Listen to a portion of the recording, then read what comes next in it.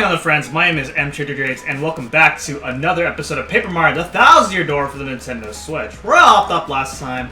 We defeated Prince Mush of the Glitz Pit. It was a really fun battle, and now in this part, we're going to be doing something that's probably the craziest part that I have ever done in this game, and you can probably tell what I'm about to do based on the title of this video. And so, let's do it. And so in preparation of this, you want to make sure you stock up on a lot of items, particularly healing items, maybe some battle items on the side if you want to have a little bit of some extra reassurance, but the most important one is having lots of healing items.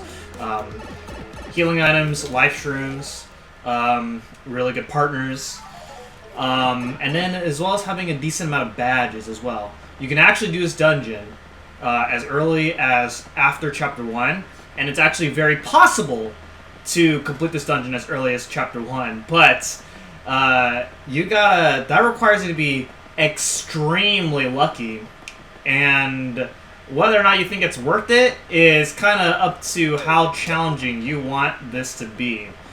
And so, I think this is a appropriate time to actually do this dungeon.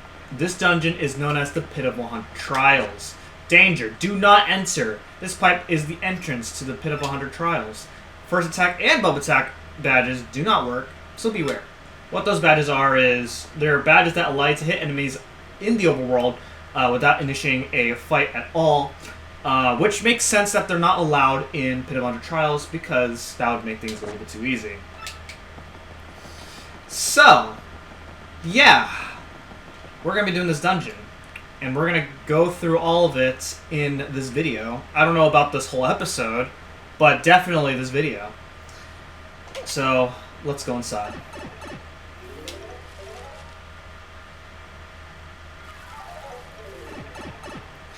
So, welcome to the first floor of 100. As soon as you enter, you'll be greeted with a brand new enemy.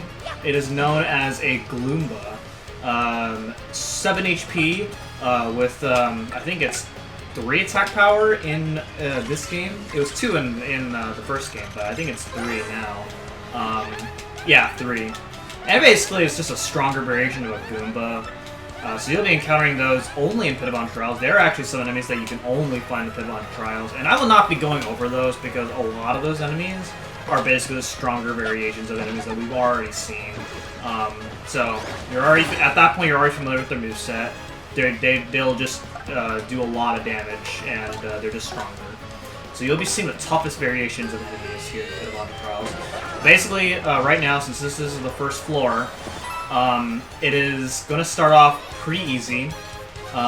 You'll be encountering some really easy enemies from early chapters, but then as we get deeper, you'll be encountering some late game enemies, enemies that we've encountered in Chapter 6, Chapter 5, some even in this very next chapter that, well, we're going to go to. And don't worry, I will be going over those enemies. I will be adding those enemies in the title here, though, just to get those out of the way. And then there are some enemies that are only exclusive in the Pit of 100 Trials.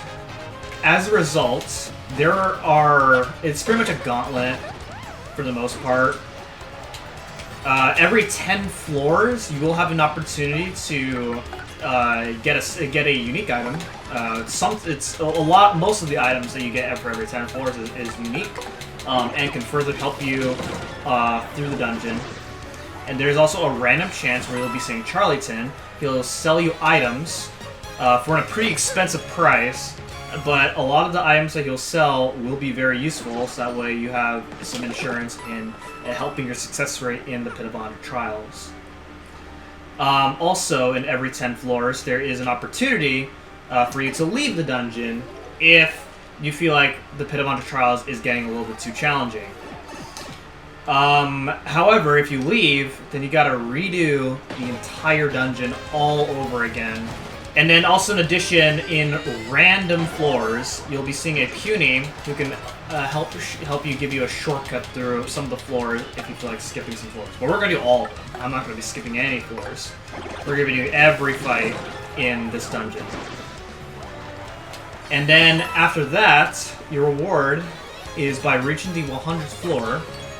And on the 100th floor, something awaits us. I won't spoil what it is. For those who are playing this version, if this is your first version of the Thousand-Year Door, I won't spoil what it is. But if you've played the game before, you'll know what it is. There is a bit of luck on whether or not you have a good run or a bad run, due to enemies having items or badges. What items or badges, or even just drops that enemies drop at the end of each fight. Also new to this version is whenever you win a fight in the Pit of Undead Trials, you get extra coins. So you're going to get away from this dungeon. Well, assuming you make it out of this dungeon, you're going to leave this dungeon with like lots of coins. As well as a ton of levels, because on some of the harder enemies later on, you're going to be getting lots of experience, star points, to be more exact. Also, what I did, this is optional, by the way, I went to Merlee and did a special course, so that way Merlee can help me aid me in some of these fights, assuming that she can show up. So, you don't need to do this, but I'm doing this to make it a little bit easier for me. And so with that, that's pretty much all I gotta say. It's pretty much the basics of the Pit of Undead Trials. With that being said, I will speed the rest of this video up, and then I will see you guys on floor 100. So, enjoy the show.